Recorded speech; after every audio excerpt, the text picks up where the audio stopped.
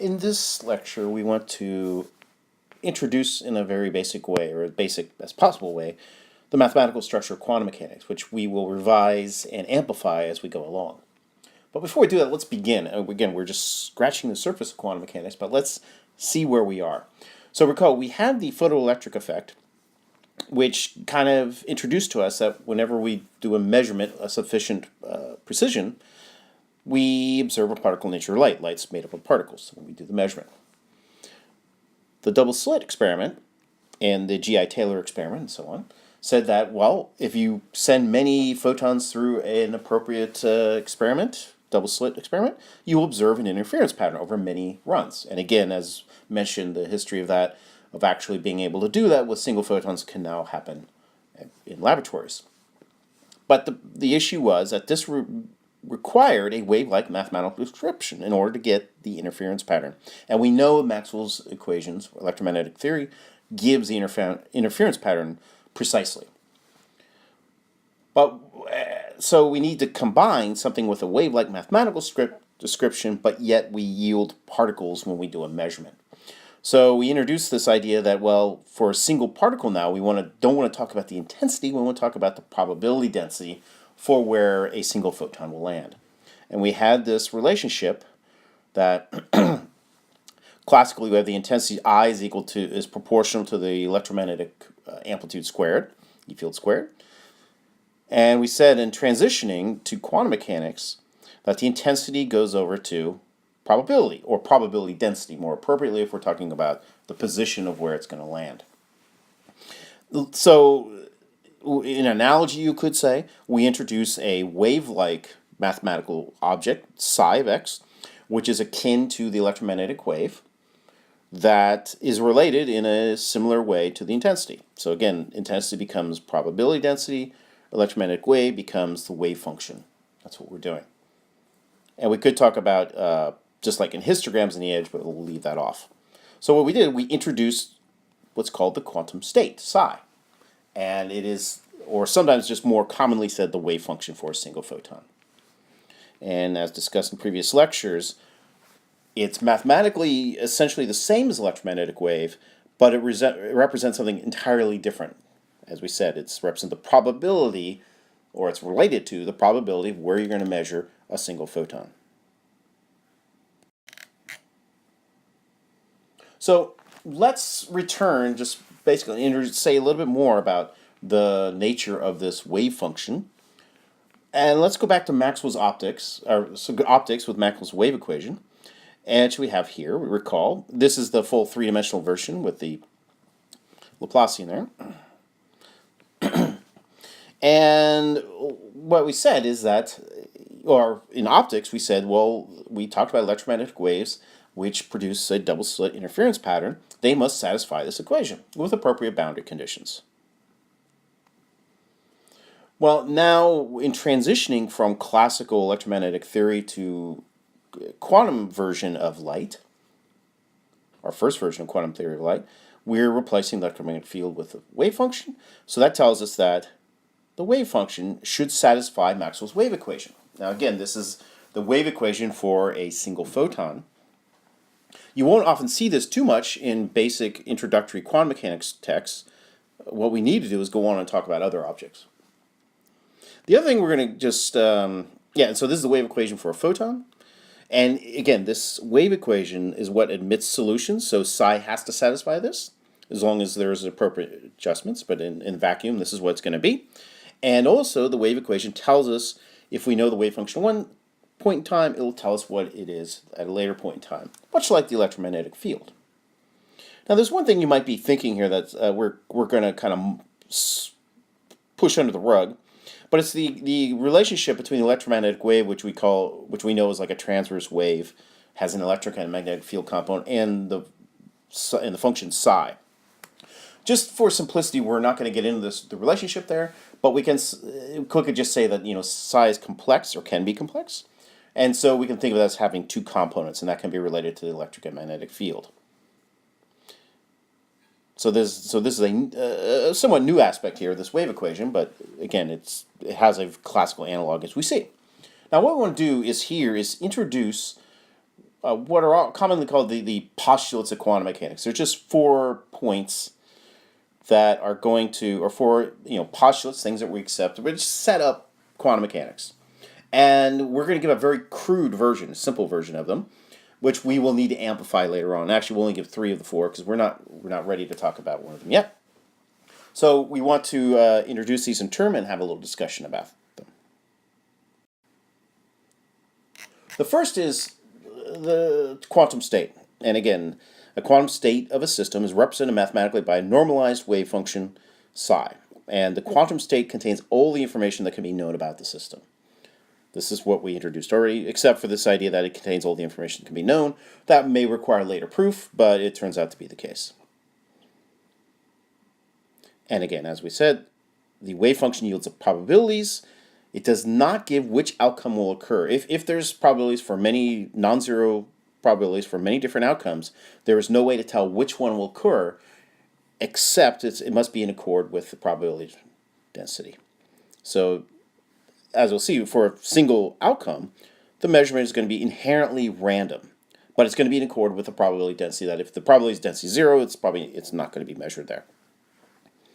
But if the probability is non-zero to be in multiple places, then it can, for a single run, it can be equally likely to be any of those. But again, after you run many identical systems through, the histogram you get for the locations starts to match the probability density. And if you normalize, it becomes the probability density. Now, also, this quantum state is describing a system.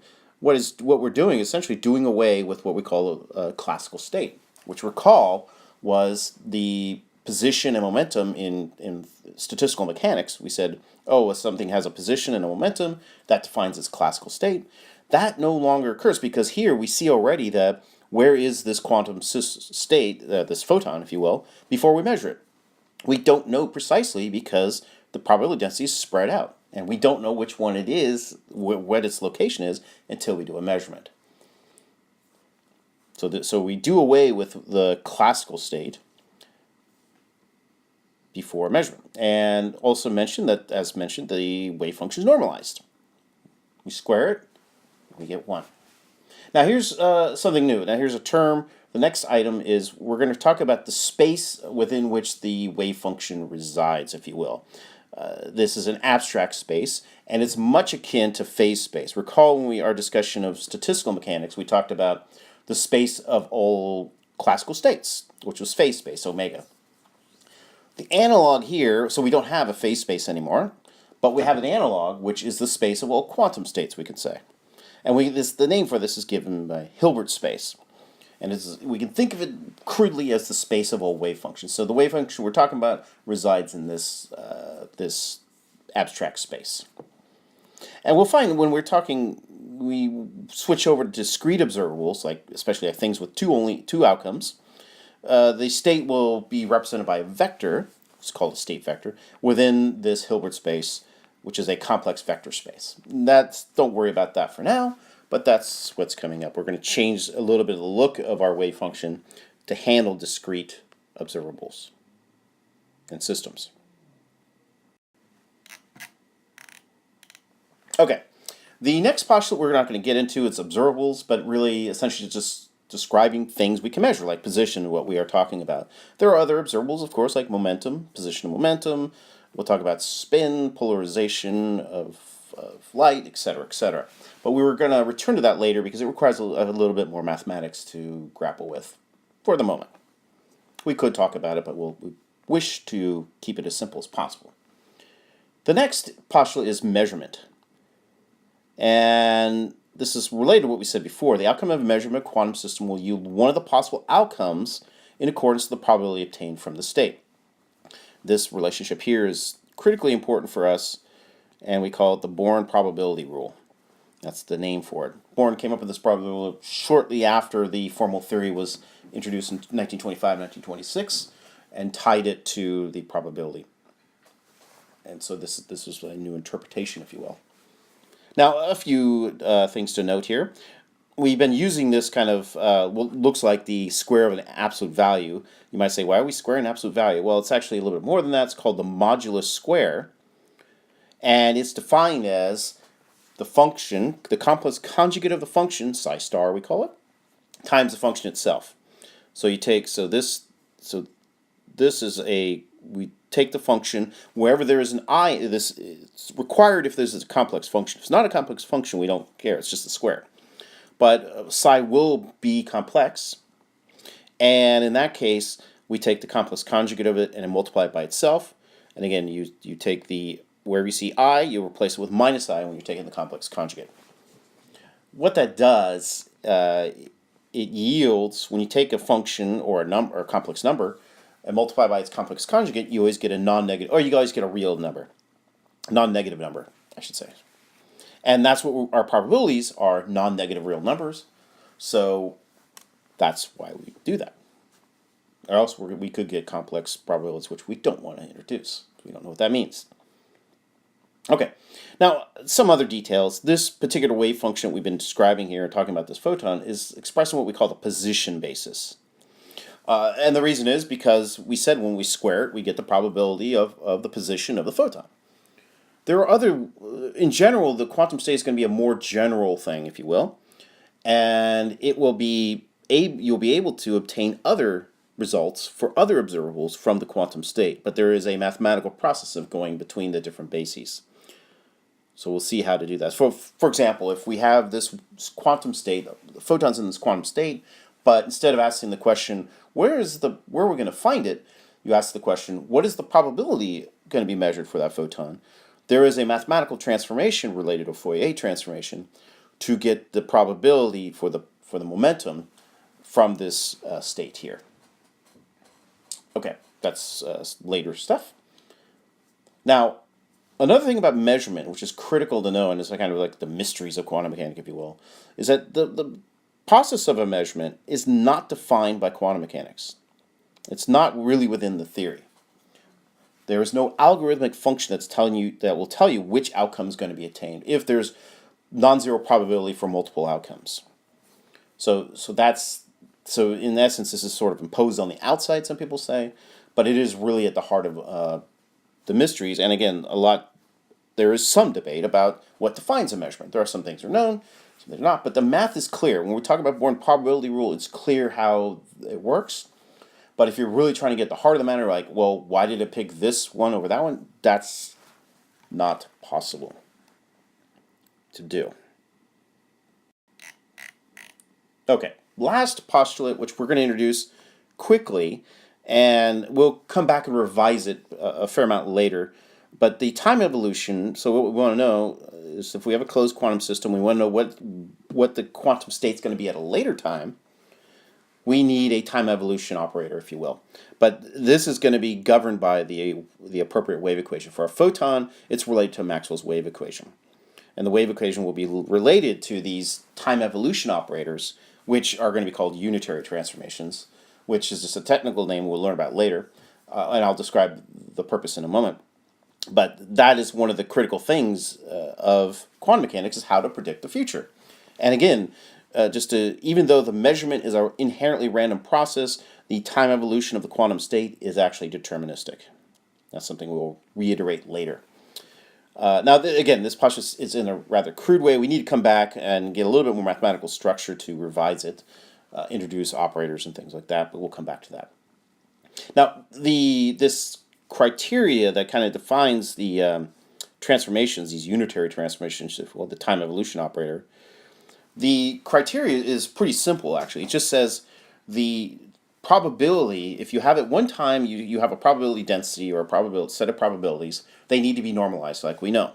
You can't talk about probability of 150%, that doesn't make sense. And if you include all the possible things that occur, those probabilities have to add up to 1. If the system evolves in time and no measurement occurs, you have a different set of probabilities, possibly. And again, since no measure has been made, those probabilities for all possible things that can occur still have to add up to 1, or 100%. So what that does is puts a constraint on the type of transformations you can have from one point in time to the next. They must preserve the normal probability, or else you're going to be losing. There's all kinds of things go crazy in that case. You will have, say, there is a particle in a room, and then all of a sudden you'll say, without anything happening, oh, there's 50% of chance of a particle being in the room. That stress doesn't make sense. You have to kind of maintain the preservation of the probability if there's no interaction from the outside for a closed system. Now, lastly, we just want to iterate everything we've talked about here. We've only introduced photons so far, and we really need to kind of introduce other objects, quantum objects. And if we talk about matter, for example, electrons, say, clearly they will not satisfy Maxwell's electromagnetic wave equation, because remember that Maxwell's wave equation governs objects traveling at the speed of light. That's what you get out of it. Electrons don't travel at the speed of light, as we know. So another wave equation will be needed, and it'll be the main one you probably heard of is called the Schrodinger equation, but that will be a later lecture.